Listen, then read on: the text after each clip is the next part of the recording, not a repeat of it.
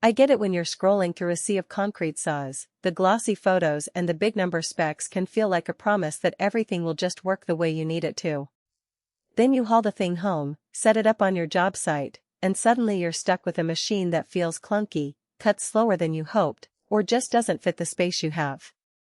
That's the exact scenario I try to keep you from, because wasting time and money on the wrong tool is the last thing any contractor or DIY enthusiast wants. Link is in the description if you want to check the product details on Amazon, and I'll walk you through the real-world considerations that matter most for a walk-behind concrete saw like the Husqvarna 14-inch, 1.59-gallon model. First off, let's talk about what you're actually doing with a walk-behind saw. Most people buying this size tool are either laying out a new slab, cutting control joints in an existing slab, or trimming down a poured floor to fit a tight space, things that require you to move the saw back and forth a lot, sometimes on uneven ground. That means the balance between cutting depth, blade size, and how heavy the machine feels in your hands becomes the core of the experience. The Husqvarna model boasts a 14-inch blade and a 1.59-gallon water reservoir capacity, which sounds decent on paper, but the practical impact of those numbers shows up when you actually start cutting. If you're a professional contractor who needs to make quick, precise cuts on thick concrete, say, 4 to 6 inches deep, the 14-inch blade can be a bit limiting. You'll find yourself needing multiple passes to achieve the same depth that a larger 16-inch blade could accomplish in one go. That's not a deal-breaker if your job involves mostly shallow cuts, like 1 to 2 inches for joint separation, because the saw handles those with ease. I've seen crews on a renovation site set the blade guard to the shallowest setting and be done in under a minute per joint. For those tasks, the smaller blade actually helps with maneuverability, especially around tight corners or when you have to cut close to walls.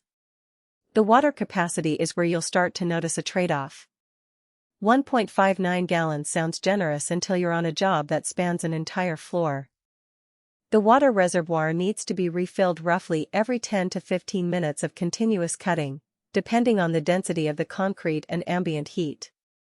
If you're working alone, that refilling pause can add up, turning a smooth run into a series of stop-start cycles. On the flip side, if you have an assistant or a nearby water source, refilling is a non-issue, and the saw's dust-suppressing performance stays consistent. The key is to plan for that downtime. You'll want a bucket or a hose within arm's reach, otherwise the job will stretch longer than the specs suggest. Now, let's dig into the ergonomics, because a walk-behind saw is only as good as the way it feels when you push it. The Husqvarna's weight sits around 45 pounds, which is manageable for most adults, but it's not featherlight. If you've got a job site with long runouts, say, a 500-foot slab spread across a warehouse, the fatigue factor can become a genuine concern. I've spoken to a small business owner who uses this saw for weekly resurfacing work. After 3 hours of back-and-forth cutting, his crew reported sore shoulders and a need for more frequent breaks compared to a heavier yet more balanced model. The takeaway?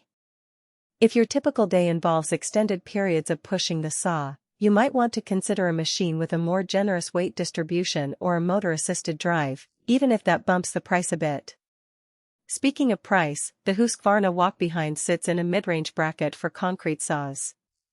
You're not getting a premium brand price tag, but you also aren't at the bargain end where you risk cheap components. The value here actually comes from the brand's reputation for durability and the after-sales support Husqvarna offers. You won't see a lifetime warranty, but the standard coverage does give you peace of mind if a blade bearing wears out sooner than expected. For a contractor who needs a reliable tool without paying for a top-tier model, that can be a sweet spot. Who should buy this saw? If you're an independent contractor, a small crew, or a serious DIY hobbyist tackling projects like garage floors, patio slabs, or small commercial pours, this Husqvarna can do the job. It shines when the cuts are shallow to moderate, the work area allows for a modest water reservoir, and you have the ability to pause for refills. The machine also makes sense for anyone who already has a water source on site and wants to avoid the hassle of dragging a large, heavier saw around. In those scenarios, the balance of price, brand reliability, and manageable size delivers a practical solution. Who should skip it?